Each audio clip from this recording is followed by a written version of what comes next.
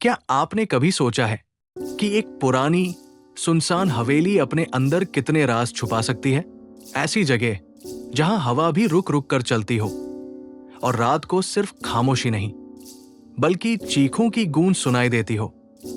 आज की कहानी एक ऐसी ही पुरानी हवेली की है जहां गए कुछ लोग लेकिन वापस अब नहीं लौट पाए।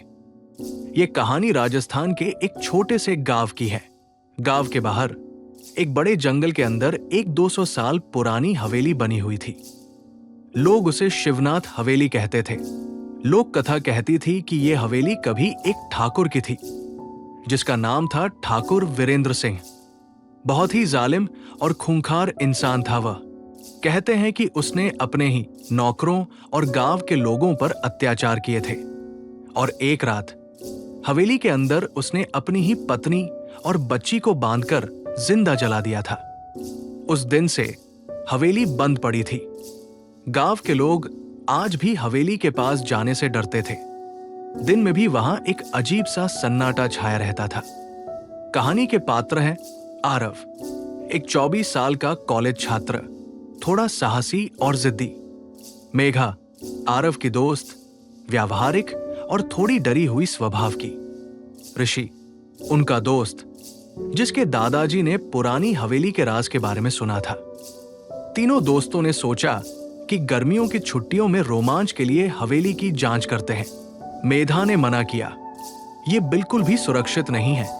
सब कहते हैं कि वहां अजीब चीजें होती है। लेकिन आरव हंसकर बोला, अरे ये सब पुरानी कहानियां हैं। आज साबित करेंगे कि भूत प्रेत जैसी कोई चीज नहीं होती। और इस तरह एक शाम तीनों हवेली की तरफ निकल पड़े।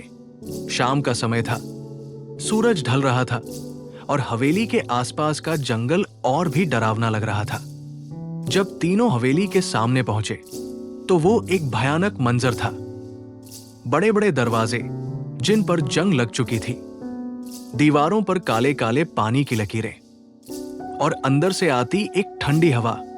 ऋषि ने धीरे से कहा, दोस्त, मुझे बिल्कुल अच्छा नहीं लग रहा, चलो वापस चलते हैं। लेकिन आरव ने टॉर्च निकाली और बोला, बस थोड़ा देखते हैं, तस्वीर ले लेंगे, रोमांच बन जाएगा।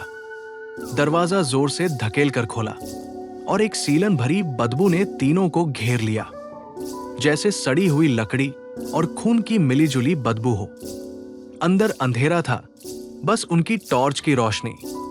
बड़े बड़े हॉल, पुराने फर्नीचर और दीवारों पर जली हुई तस्वीरें।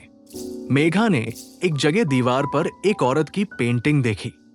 उस पेंटिंग में एक महारानी जैसी औरत थी, लेकिन उसकी आंखें काली और खाली थी, जैसे आंखों की जगह गड्ढे हों। ये कितनी अजीब पेंटिंग है, मेघा फुसफुसाई। तभी अचानक उनकी टॉर्च की रोशनी झपकने लगी और पेंटिंग के अंदर वो औरत उनकी तरफ मुस्कुराती हुई नजर आई। मेघा चिल्लाई, तुम दोनों ने देखा? आरव ने कहा, बस कल्पना है, शांत रहो। लेकिन ऋषि का चेहरा पीला पड़ गया था। तीनों आगे बढ़े। एक बड़े हॉल में उन्हें एक पुराना झूला दिखा और बिना हवा के वो झूला अपने आप चल रहा था।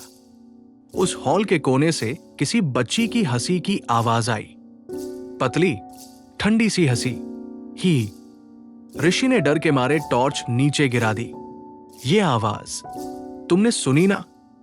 तीनों के पैर कांप रहे थे, लेकिन आरव अभी भी समझाने की कोशिश कर रहा था, शायद हवा होगी या कोई जानवर। और इसी बीच एक कमरे से जोर का थप्पड़ जैसी आवाज आई।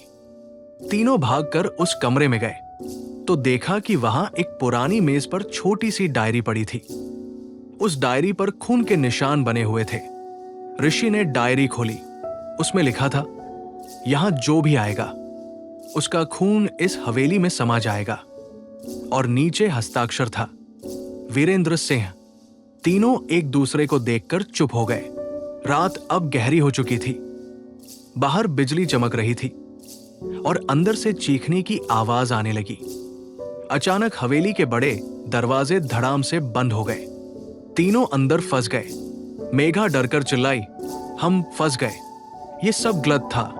आरव, फिर हॉल के कोने से एक लाल साया उभरने लगा। धीरे धीरे एक पुरुष का रूप, उसकी आंखें लाल, चेहरे पर जले के निशान और हाथ में तलवार। ये था ठाकुर वीरेंद्र सिन्हा का भूत। उसने गरज कर कहा, जो भी इस हवेली में कदम रखता है उसकी मौत निश्चित है। और उसके पीछे एक औरत और एक छोटी लड़की का भूत भी सामने आया। दोनों के चेहरे जले हुए थे। मेघा चीख उठी, ये उसकी पत्नी और बेटी है। तीनों डर के मारे भागने लगे, लेकिन जैसे ही वे गलियारे में पहुंचे, उनके पीछे दरवाजे अपने आप बंद होते गए। फिर ऋषि ने देखा कि एक बड़े आईने में उनकी परछाई थी ही नहीं, बस ठाकुर का भूत उनके पीछे खड़ा था। आरव ने जोर से चिल्लाकर कहा, भागो, बस जंगल की तरफ भागना है। उन्होंने एक खिड़की तोड़कर छलांग लगाई। कांच के टुकड़े उनके हाथ पर लग गए, खून बह रहा था। लेकिन जैसे ही वे हवेली के बाहर जंगल में दौड़े, उन्हें पीछे से उस बच्ची की चीख सुनाई दी, तुम वापस आओगे, कोई नहीं बचता। तीनों किसी तरह जंगल पार करके गांव लौट आए। गांव के लोग उनकी हालत देखकर समझ गए कि वे हवेली गए थे। अगली सुबह ऋषि के दादाजी ने कहा, तुम लोग बच गए, ये तुम्हारी किस्मत है। पिछले 50 सालों में जो भी वहां गया वापस नहीं आया। वीरेंद्र सिन्हा का भूत अपने शिकार से हवेली को जिंदा रखता है। आरव चुप था, लेकिन उसके हाथ पर जो खून गिरा था, उस जगह अब भी एक लाल निशान बना हुआ था।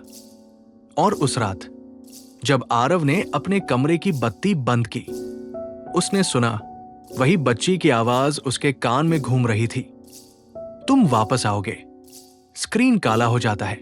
तो दोस्तों, ये थी कहानी पुरानी हवेली का राज। क्या आपके हिसाब से आरव सच में बच पाया, या उसका नाम अब भी उस हवेली की डायरी में लिखा जा चुका है? अपना जवाब टिप्पणियों में जरूर बताना। और अगर आपको कहानी पसंद आई हो तो वीडियो को लाइक और चैनल को सब्सक्राइब करना मत भूलना, क्योंकि ऐसी कहानियां मैं आपके लिए लेकर आता हूं हर हफ्ते।